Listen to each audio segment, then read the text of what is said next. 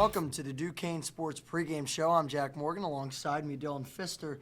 Today we're here to discuss the Duquesne men's basketball team going to George Washington to face off against the Revolutionaries. Duquesne started out pretty rough in non-conference play, but as soon as conference play came around and things started to heat up a little bit, it really has felt like Duquesne has caught their stride, Dylan. It certainly has, Jack, and it's really what we've been waiting for on this Duquesne campus all year is for that team to just kind of take that leap. But, as kind of bipartisan viewers here of this game, we still notice a lot of struggles with the Dukes, and a lot has caught my eye about this George Washington team. Yeah. They're getting very hot as well. It's going to be an interesting matchup for sure. Yeah, and George Washington coming off a win against Dayton a couple weekends ago.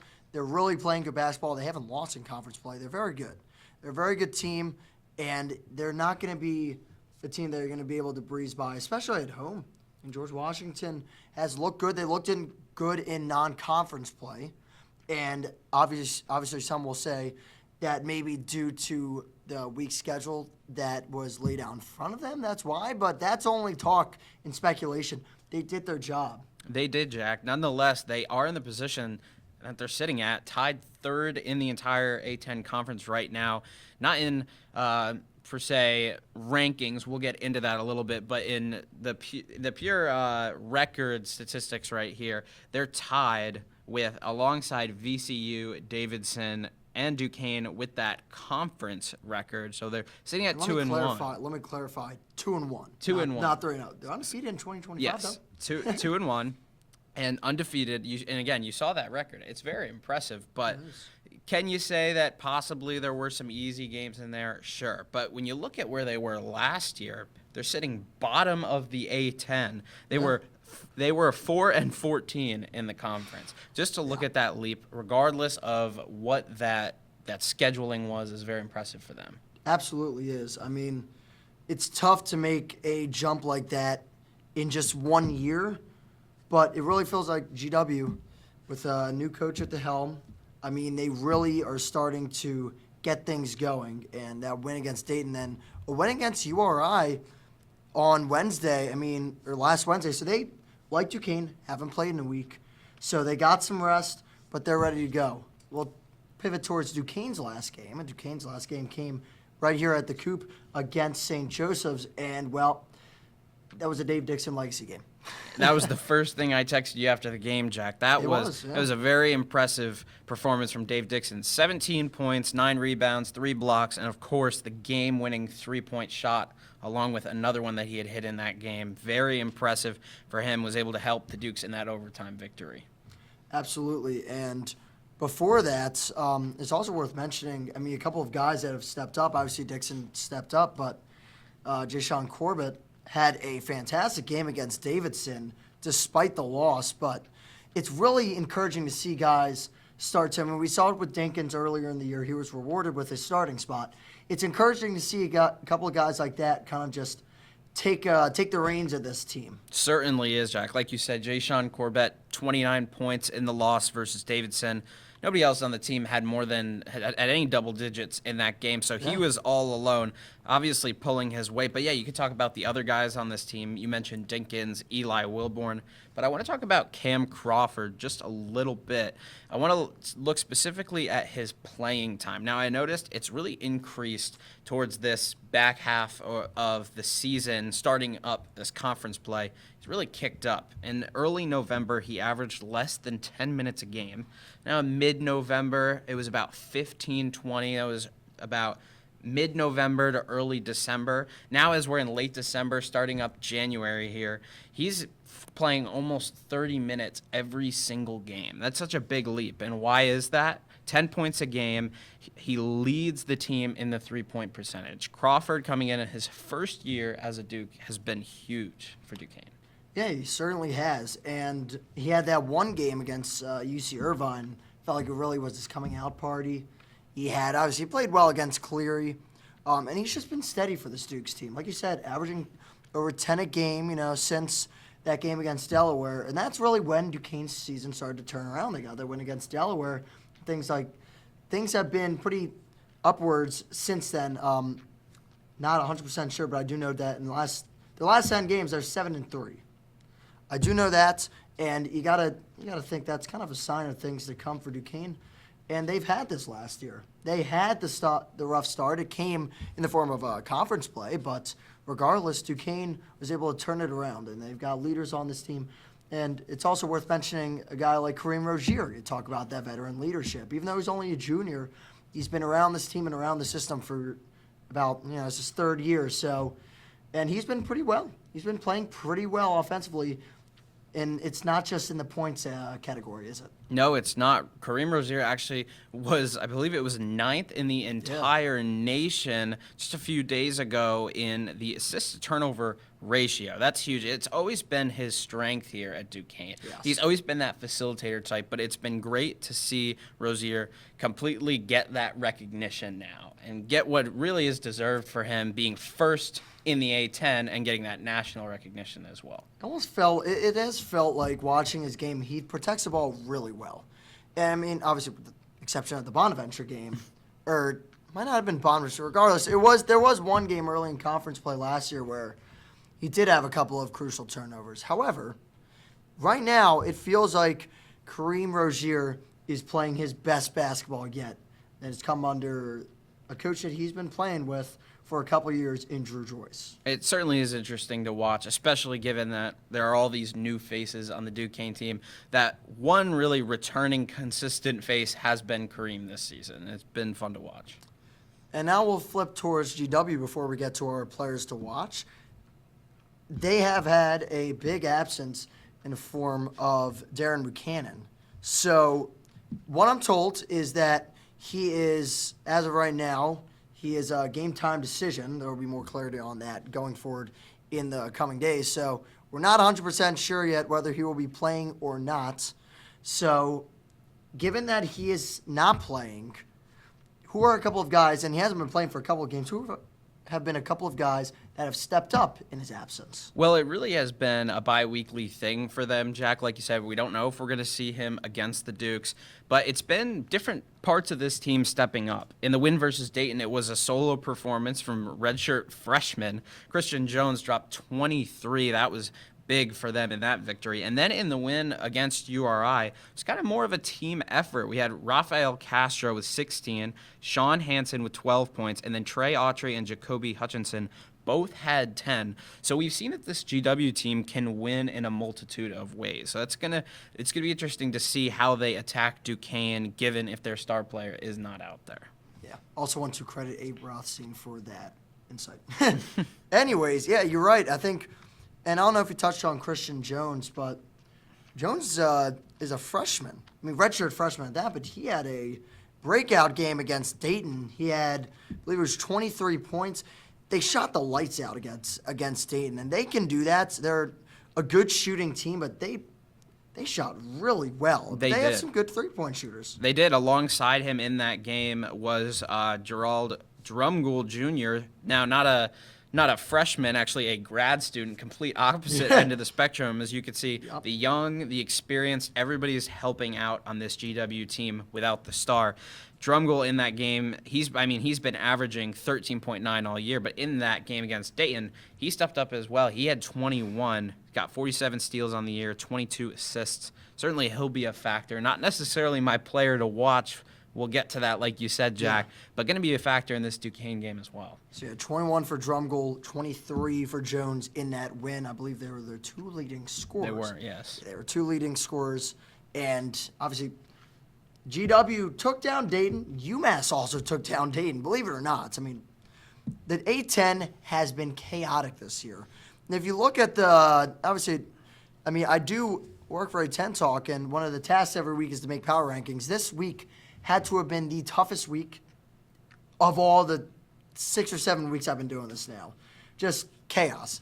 And there's been a lot of action going on in the A10. It's obviously helped Duquesne. Duquesne wasn't projected to win against St. Joe's. They did take down St. Joe's. And it feels like Duquesne is kind of contributing to that chaos a little bit, as well as GW. So a lot going on in the A10.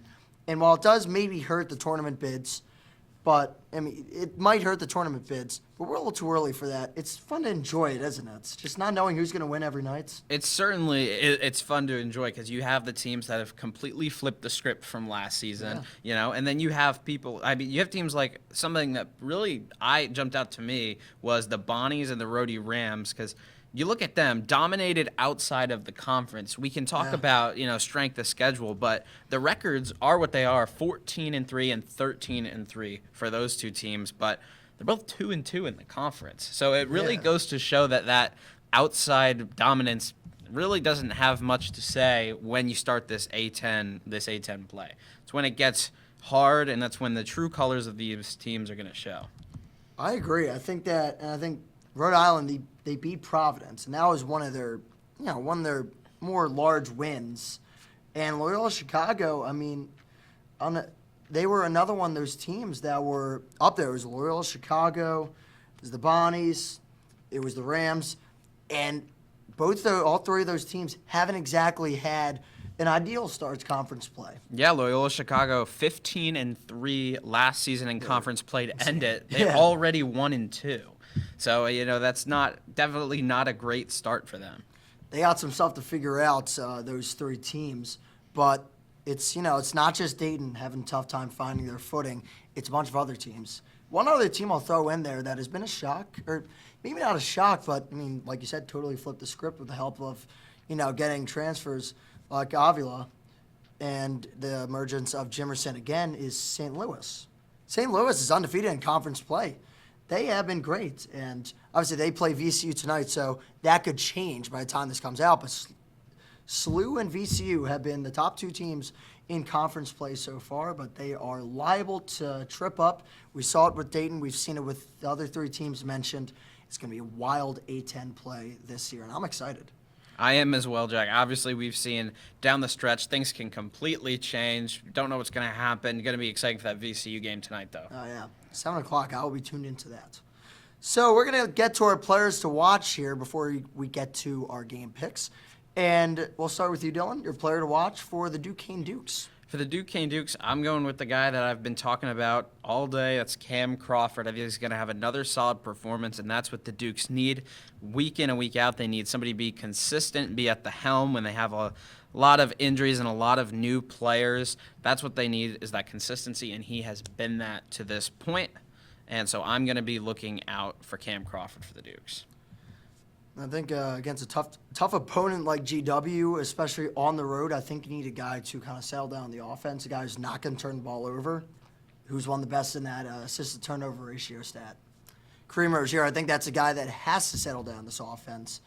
I believe he's going to play big minutes. I think this is a game where I think Kareem Rozier is bound to get big minutes. There's obviously, especially in conference play, there's some guys that, the game and the pace of it doesn't really fit him. I think this game is perfect for Kareem Rozier. I think he's going to play some big minutes, and I'm not even expecting him to have a huge point production outburst.